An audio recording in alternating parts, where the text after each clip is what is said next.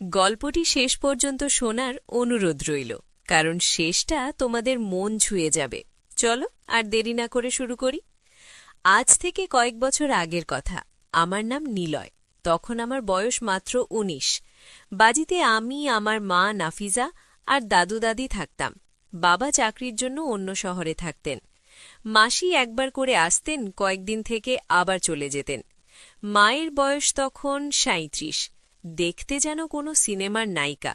ফর্সা, সুন্দর চেহারা, লম্বা চুল আর হাসিটা এমন যে চোখ ফেরানো যায় না। ছোটবেলা থেকেই আমি সব কিছু বুঝতাম। বাবা যখন বাড়িতে থাকতেন, রাতে অনেক সময় তাদের কথা, শব্দ সব শুনতে পেতাম। মা খুব সুন্দর করে সাজতেন, শাড়ি পরতেন, কিন্তু বাবা এখন আর তেমন সময় দেন না। আসেন, একদিন দুদিন থেকে চলে যান।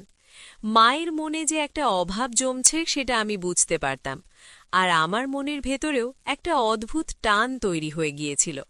মাকে দেখলে মনটা অস্থির হয়ে উঠত। একদিন হঠাৎ মায়ের পেটে তীব্র যন্ত্রণা শুরু হল। রাতে ঘুম ভেঙে কাঁদতে লাগলেন। আমি আর দাদু দাদি মিলে হাসপাতালে নিয়ে গেলাম।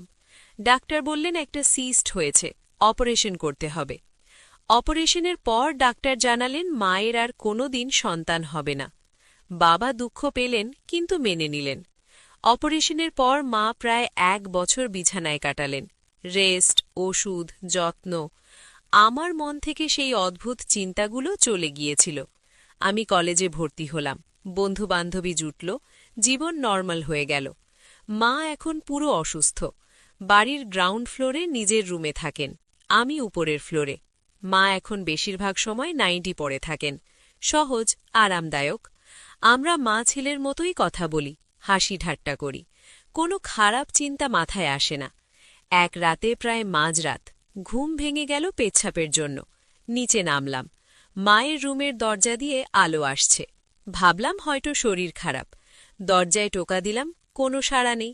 জানালার কাছে গেলাম, ছোট একটা ফাঁক দিয়ে চোখ রাখতেই গা শিরশির করে উঠল। মা বিছানায় বসে আছেন, কানে হেডফোন, মোবাইলে কিছু দেখছেন। এক হাতে নিজের যত্ন নিচ্ছেন। গরমের রাত, ফ্যান চলছে, নাইটি উঠে গেছে। অপারেশনের দাগ দেখা যাচ্ছে, আর অনেকদিন যত্ন না নেওয়ার কারণে একটা জঙ্গলের মতো অবস্থা। মা চোখ বন্ধ করে একা একা নিজের সুখ খুঁজছেন। আমি আর দাঁড়াতে পারলাম না, সোজা উপরে চলে এলাম। মায়ের ছবি মাথায় ঘুরছে। অনেকদিন পর সেই পুরনো ইচ্ছা জেগে উঠল। রুমে গিয়ে নিজেকে শান্ত করলাম। মাকে ভেবে শরীর ক্লান্ত হয়ে গেল, ঘুমিয়ে পড়লাম। পরদিন সকালে ঘুম ভাঙতেই গত রাতের কথা মনে পড়ল। গা কাঁপতে লাগল, কিন্তু নিজেকে সামলে নিলাম। নিচে গেলাম। মা রান্নাঘর থেকে বেরিয়ে এলেন, নাইটি পরা, হাসি মুখে বললেন, কিরে বাবু, ব্রেকফাস্ট হয়ে গেছে? হ্যাঁ মা, তুমি খেয়ে নাও। মা হাসলেন, কিন্তু আমার চোখ যেন অন্য কিছু দেখছিল। মনটা অস্থির।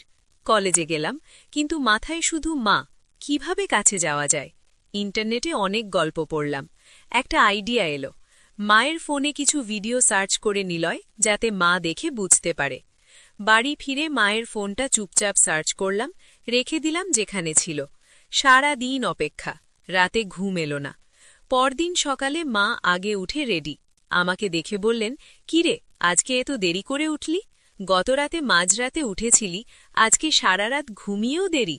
আমি অবাক। মা জানলেন কিভাবে? মুচকি হেসে বললেন, কিছু না, খেয়ে নে।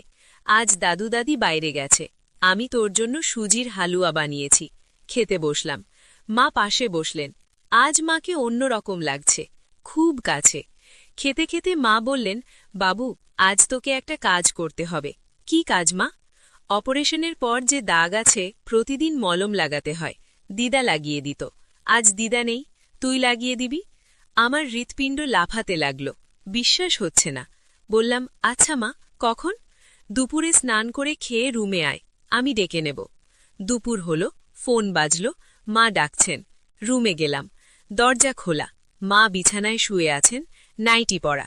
বললেন, দরজা লাগিয়ে দে। দরজা লাগালাম। মা বললেন, মলমটা নিয়ে আয়। নিয়ে এলাম। মা নাইটি উঠিয়ে দিলেন। আমি হতভম্ব। মা হাত ধরে বললেন, হা করে কি দেখছিস, লাগিয়ে দে। হাত কাঁপছিল। মলম লাগালাম আলতো করে। মায়ের নিঃশ্বাস ভারী হয়ে এলো, আমারও। মা বললেন আরেকটা ক্রিম আছে, ওখানেও মালিশ কর। ডাক্তার বলেছে দুর্বল হয়ে গেছে। আমি ক্রিম নিলাম, আলতো করে স্পর্শ করলাম। মা চোখ বন্ধ করে নিঃশ্বাস নিচ্ছেন, মুখে হাসি। বললেন, সেদিন রাতে লুকিয়ে দেখছিলি তাই না? আমি লজ্জায় মাথা নিচু করলাম। মা বললেন, আমি সব জানি, তোর ইচ্ছা আমি বুঝি। অপারেশনের আগেও তুই লুকিয়ে দেখতিস। আমি চুপ। মা বললেন, আজ থেকে তুই আমার যত্ন নিবি। প্রায় 1 ঘন্টা কাটল। মা ক্লান্ত হয়ে শুয়ে পড়লেন, আমি পাশে। মা বললেন, রাতে আবার হবে, কিন্তু আস্তে, দাদু দাদি যেন না বোঝেন। সেই রাত থেকে রুটিন হয়ে গেল। প্রতি রাতে আমার রুমে মা আসতেন, চুপচাপ, দরজা লাগিয়ে আলো নিভিয়ে, শুধু নিঃশ্বাস আর হাতের স্পর্শ। দিন কয়েক কাটল। মা বললেন, নিলয়, আমার শরীরটা এখন অনেকটা সুস্থ লাগছে, যেন আগের মতো। আমি হাসলাম, আমি তো চাই তুমি সব সময় ভালো থাকো। একদিন রাতে মা এলেন, আজ একটু অন্যরকম। শাড়ি পরেছেন, পুরনো দিনের মতো। আমাকে দেখে বললেন, আজ একটা সারপ্রাইজ। কি? মা কাছে এলেন, আমার গলা জড়িয়ে ধরলেন। আজ থেকে আমি তোর কামিনী, তুই আমার নিলয়, শুধু স্বামী স্ত্রীর মতো। আমি অবাক, কিন্তু মনটা খুশিতে ভরে গেল। সেই রাতটা অন্যরকম কাটল, অনেক কাছে, অনেকটা সময়। মা বললেন, এখন থেকে প্রতিদিন এমনই হবে, আমি তোকে ছাড়ব না। দিনগুলো কাটতে লাগল। আমরা দুজনে একসাথে বাইরে গেলে হাত ধরে, বাড়িতে চুপচাপ, কিন্তু রাতে শুধু আমাদের। একদিন মা বললেন, নিলয়, আমার মনে হচ্ছে আমরা এখন সত্যি সত্যি এক, কিন্তু বাইরের লোক জানলে কি হবে? আমি বললাম, কেউ জানবে না, আমরা সাবধানে থাকব।